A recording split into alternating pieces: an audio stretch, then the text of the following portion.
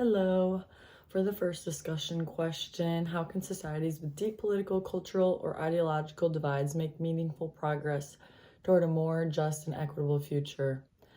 I believe that societies with deep divides would be able to make progress to a more equitable future by being understanding, hearing what others have to say, and overall, like Dara Frimer stated, creating a strong network of individuals who care to see real social change.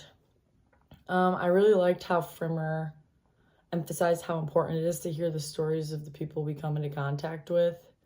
In many cases, you can be coming into contact with someone with a completely different political, cultural, or ideological background, even ethnic background.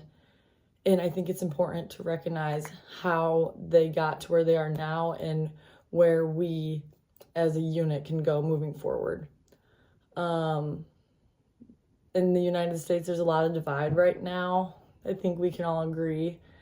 And moving forward, well, right now, first, we're supposed to be this like melting pot, and I think we represent more of the salad bowl simile in comparison.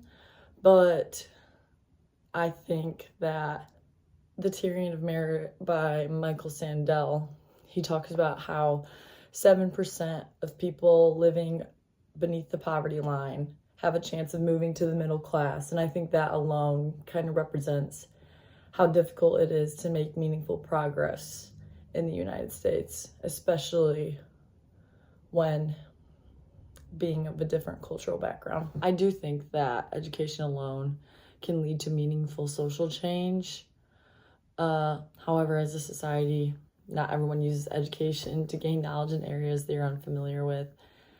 I know, speaking for myself, that I care about women's suffrage and for a woman to have the right to choose what's happening to her body.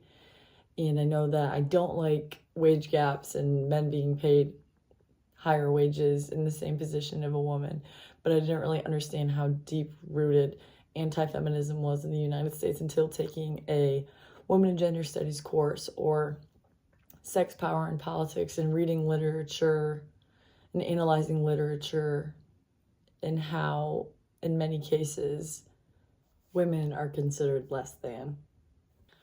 Should those benefiting from current social structures be responsible for advocating or supporting change? I think that we can see, based on our current president, that someone benefiting from current social structures is advocating for support or change. I'm not saying it's the best example, however, it's populism, and it's what's effective in our country as of right now. The working class felt like they were left behind, and all it took was someone in the right situation to advocate for them. Therefore, the marginalized group was heard and actively empowered. Therefore, they voted him into office for his second term. Personally, I don't believe that social movements can ever achieve outcomes that benefit all members of society equally. Someone's always going to be left behind. We always have conflicting interests. We're extremely bipartisan. And I think that also goes to show that social progress requires disruption and conflict. We can also see that with history itself. With the Black Lives Matter movement, it took horrendous acts of police brutality for anything to change. With the environment, it took students to skip class and protest in order for their voices to be heard. I just don't think it's feasible.